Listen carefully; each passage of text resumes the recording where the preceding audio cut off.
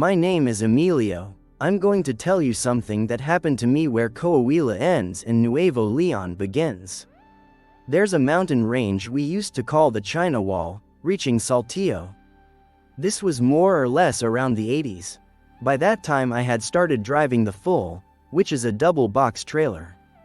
I worked for a company in León, Guanajuato, and we were hauling leather from Coahuila to León. There is a climb there with 4 or 5 curves. After that, the whole flat starts, kilometers ahead until you get to what we called the China Wall. I was going around and behind me I saw a bus in the mirror. The driver started flashing his lights for me to let him pass, but with the double box I couldn't. We were still in the curves, but as soon as I saw the flat coming I gave it a pass. It was getting dark, about 8 at night. The bus overtook me, flashed its lights in thanks, and left. Maybe 5 kilometers down the road, I saw that bus had stopped and turned its lights on. I thought maybe there was something on the flat, an animal or someone in trouble. I figured they had seen something and stopped. When I got to the place where I had seen the bus, I got down from the trailer. In the middle of the road a woman was walking. She was wearing a black coat and when she walked her body was visible. She seemed like a normal person, a very, very pretty girl. I almost stopped. In those days you didn't stop for morbid curiosity, but I thought she might have had an accident and was walking to ask for help. When I passed her she turned to look at me and gave me a smile. It was a beautiful smile.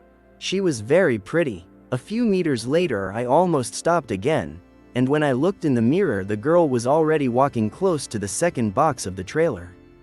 I turned on the back lights and backed up to see if I could offer her something, and when I almost reached where she had been I turned around and saw that the girl was still a few meters away. That wasn't normal. She didn't come nearer, nor did she look at me again. She just stood there. I left immediately and started climbing the mountain. Halfway up there is a chapel and a rest area. When I got to that place I saw the people from the bus. They were crying, on their knees, making signs for me to stop. When I did, I noticed both the ticket collector and the bus driver were there. They asked me what I had seen. I said nothing, then told them, there was a very pretty girl in the middle of the road. Why didn't you pick her up? They asked me if I was crazy. That wasn't a girl, they said. It was a skeleton walking on a pedestal. I told them not to mess with me, that it was a joke. But they insisted it was true. They told me to ask the passengers. Look how they were crying and drenched in front of the image of the Virgin. I began to doubt what I had seen. They offered to accompany me the rest of the way and did so. I had a very heavy load, but they stayed with me to Saltillo. At the first roundabout they stopped me again and asked, "You still don't believe it, right?" I admitted I didn't. They left for Mexico. I couldn't sleep the whole trip. When we arrived in San Roberto I wanted to rest at the gas station. I was watching people come in and out of the restaurant when I felt something. A force, something that made me want to lie down on the seats. I grabbed a rosary we had in the trailer and pressed it in my hands. I was so scared I had a fit and couldn't rest until León. Around 6 or 7 in the morning I arrived at the company to unload. Some of my colleagues told me they'd been worried I hadn't arrived.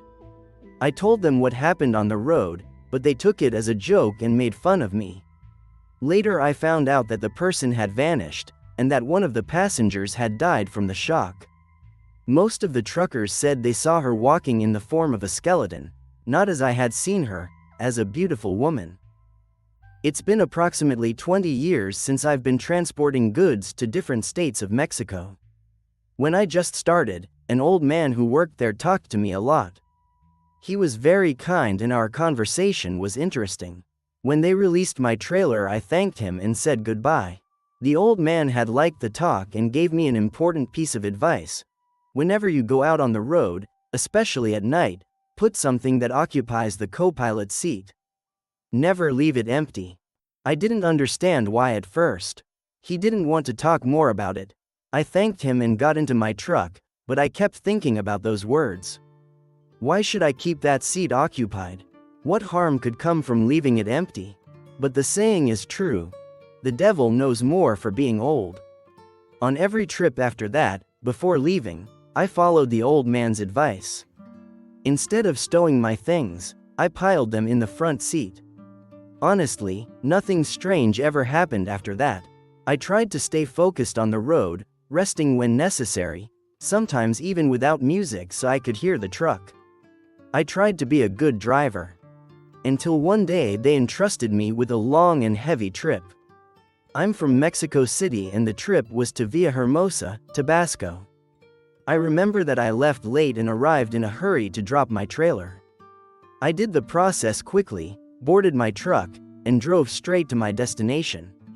Hours passed and I drove without realizing I hadn't put anything in the co-pilot seat. I was so rushed I completely forgot.